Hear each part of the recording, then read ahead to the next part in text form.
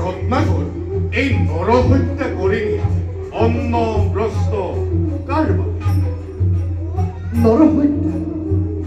নৰহত্যা কৰিলে তুমি কি পাবা কোৱা ৰত্নাকৰ? আমি পৰৰ কাৰণে নিজৰ জীৱন দিবলৈ কুণ্ঠাবোধ নকৰো।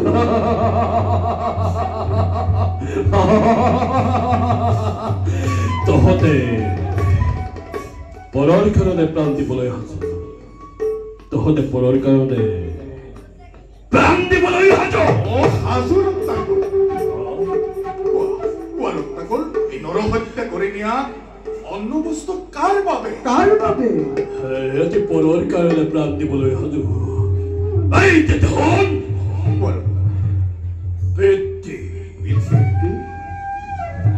মাতৃ পত্নী আৰু মই, এই চাৰিজনৰ বাবে মই নৰহত্যা কৰো। ৰত্নাকৰ তুমি তোমাৰ দেহ মন ব্যবহাৰ কৰে পাপ সাগৰত ডুবিছা, যাৰ ফলত তোমাৰ বৃদ্ধ পিতৃমাতৃকো কৰিছা পাপী। কি কৰি মই পাপ সাগৰত? ৰত্নাকৰ তুমি পাপ সাগৰত ডুবিছা। মই পাপ সাগৰত ডুবিছো। ৰত্নাকৰ তুমি পাপ সাগৰত ডুবিছা। মই পাপ সাগৰত ডুবিছো। ৰত্নাকৰ তুমি পাপ সাগৰত ডুবিছা।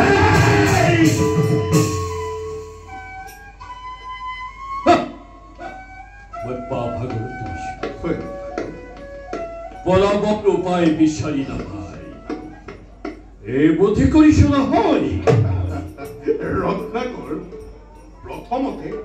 প্রথমতে তুমি তোমার বৃদ্ধ পিতৃ মাতৃ আর পত্নীক সুধি আহা যে তুমি করা নরহত্যার ভার তেওঁলোকে লব নে নলয়, তার পাছত হত্যা কৰি মই কৰা নৰহত্যাৰ পাপ পিতৃ মাতৃ পত্নীয়ে ল'ব নে নলয়? হয় রত্নাকর, নিশ্চয় ল'ব, নিশ্চয় ল'ব তপস্যী। পিছে